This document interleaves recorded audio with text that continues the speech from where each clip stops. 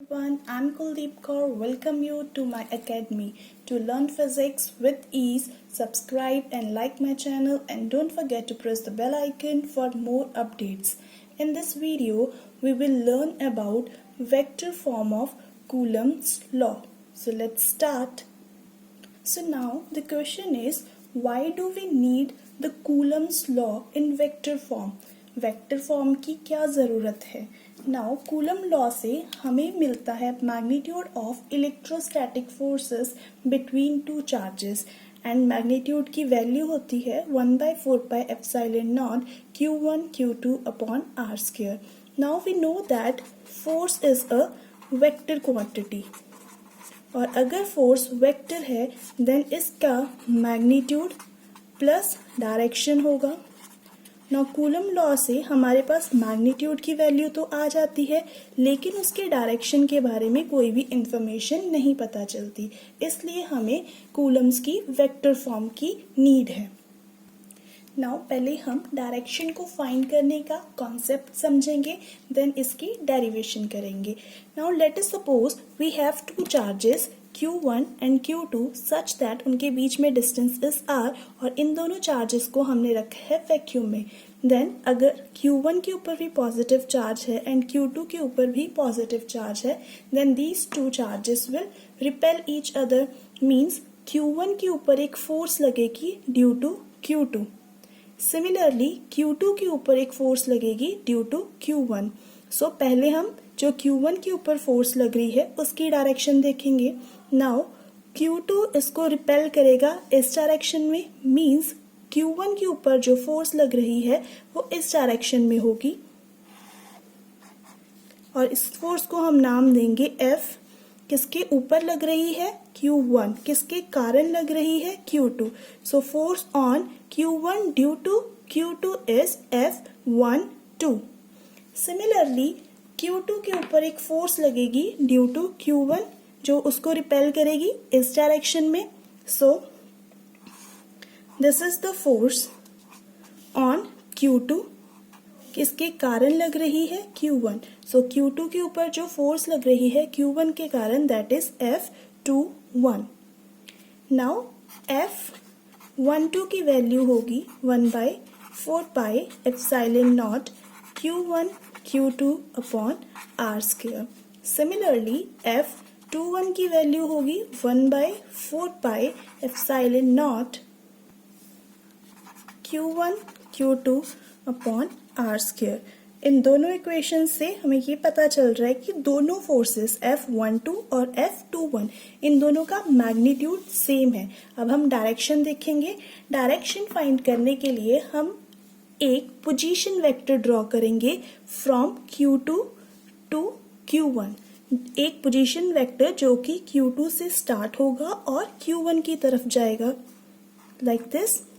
सो इस वेक्टर का नाम होगा R. पोजीशन वेक्टर का नाम होगा R. कहाँ से स्टार्ट हो रहा है? फ्रॉम 2 और कहाँ तक जा रहा है?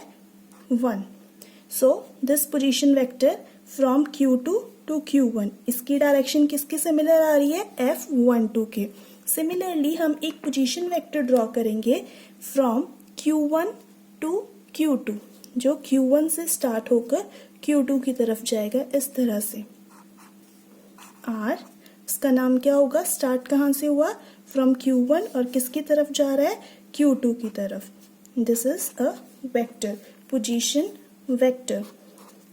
Now it is clear from this diagram that कि जो F12 है उसकी डायरेक्शन में पोजीशन वेक्टर आ रहा है R21 एंड जो F21 है उसकी डायरेक्शन में वेक्टर आ रहा है R12.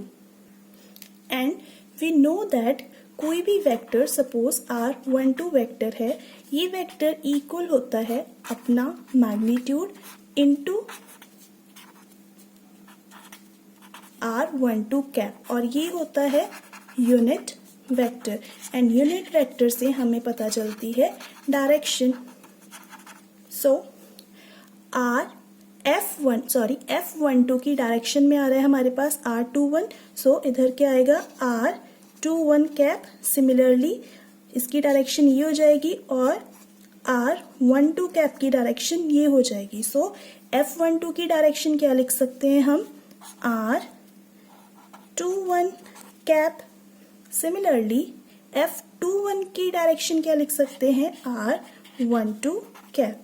नाउ ये है magnitude and this is direction, so F21 क्या होगी, एक वेक्टर बन गया। सिमिलरली यहाँ पर ये है मैग्नीट्यूड, ये है डायरेक्शन, सो ये भी क्या बन गई, एक vector quantity. Now let's start the derivation. Derivation के लिए हमने कंसीडर कर लिए दो चार्जेस, Q1 Q2। F12 क्या है, Q1 के ऊपर force due to Q2। Similarly F21 is the force on Q2 due to Q1 and R12 is the unit vector from Q2 to Q1. Similarly, R12 is the unit vector from Q2 to Q1. Now we will write the magnitude of these two forces.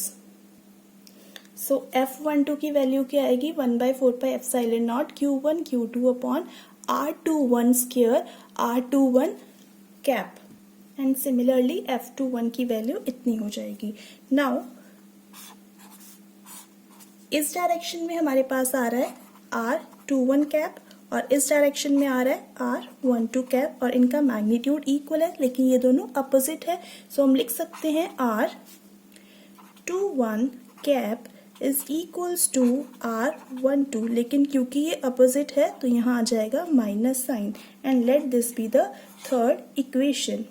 Now use third in first equation, means जहाँ पर हमारे पास R cap 21 है वहाँ हम put कर देंगे minus R12 cap. So F12 is equals to 1/4 pi epsilon naught Q1 Q2 upon R12 square into minus R12 cap. यहाँ पर हमने क्या यूज किया है, magnitude of vector 12 is equals to magnitude of vector 21. Now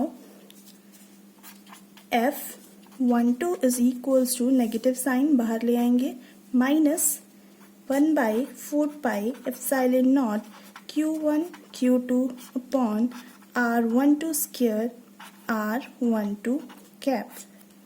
This equation is fourth. Now अगर हम compare करें equation fourth and equation second को, then comparing second and fourth, इस पूरी की जगह हम लिख सकते हैं F21. So we have F12 is equals to minus F21. सो इस इक्वेशन से हमें पता चल रहा है कि जो फोर्सेस आ रही हैं, इलेक्ट्रोस्टैटिक फोर्सेस आ रही हैं बिटवीन द टू चार्जेस जिन्हें हमने वैक्यूम में रखा है, they are equal and opposite.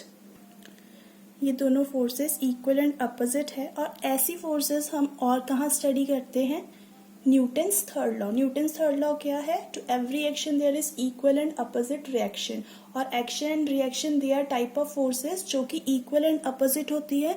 सो इस इक्वेशन से हमें ये पता चलता है कि कूलम्स लॉ अपनी वेक्टर फॉर्म में न्यूटन के थर्ड लॉ को ओबे करता है।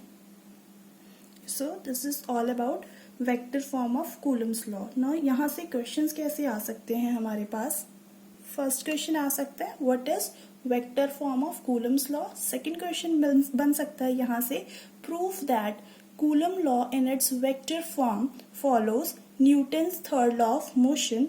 या फिर क्वेश्चन इस तरह से आ सकता है that show that the electrostatic forces between two charges placed in vacuum at some distance have equal and opposite forces on each other. So this is all about this video. If you find this video helpful and useful, do share it with your friends and like the video. Thank you.